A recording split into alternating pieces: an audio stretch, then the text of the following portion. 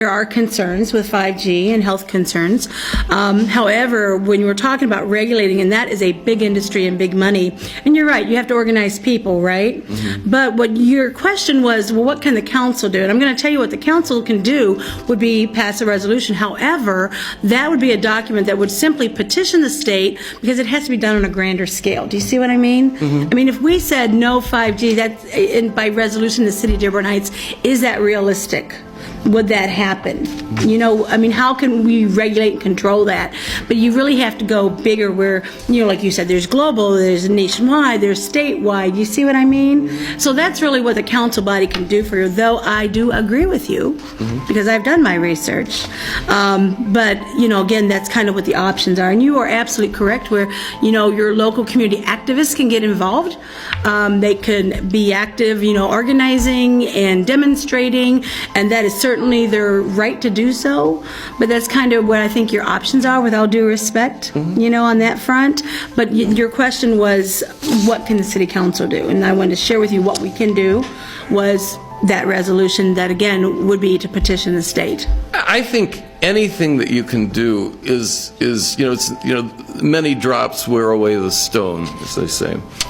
So anything you can do. I mean, even if, I think the more communities that just say, we got problems with this, that maybe it'll eventually catch fire and we'll do something. But I hate to be the harbinger of bad news, but I, like I say, I have been involved as an activist all my life. I have never seen anything this big. And when you read this article, I kind of got carried away yesterday. It's 26 pages. The Rockefellers, the Rockefeller Foundation, the Ford Foundation, you know, Ford wants the driverless cars, completely dependent on 5G. The Rothschilds and Crown Castle, which is this international thing, and they've got their tentacles into every telecom, every utility. You know, they're buying up the poles. I have never seen such a monolithic opponent in my life. And from my aspect, you know, I've lost some battles, but I helped win some, you know, and the thing I keep telling people really is, you know, all of us is all we need. I mean, this truly is an existential threat. And I just want to put it to you this way, you know, just to restate the obvious.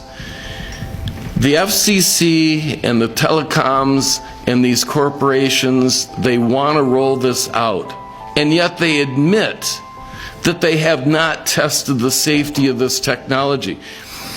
Here's the last thing I want to say, and then you can ask me more questions if we have time.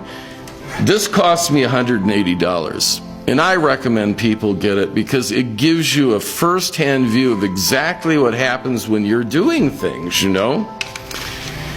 Here's the creepy thing, and this creeps me out. You cannot, this only goes up to, I think, 6 megahertz. The 5G is going to be like 4 to 100 megahertz or whatever.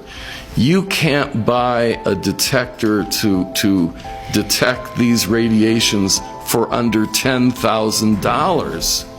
So when they flip the switch on this stuff and people start getting sick, we're not even going to know what's hitting us, because unlike this, with 4G radiation, we are not going to be able to read and see what the levels of the 5G radiation is. I mean, you know, there are a lot of people that are saying this is a depopulation thing, you know, and I entertain a lot of literature, but I don't buy a lot of it.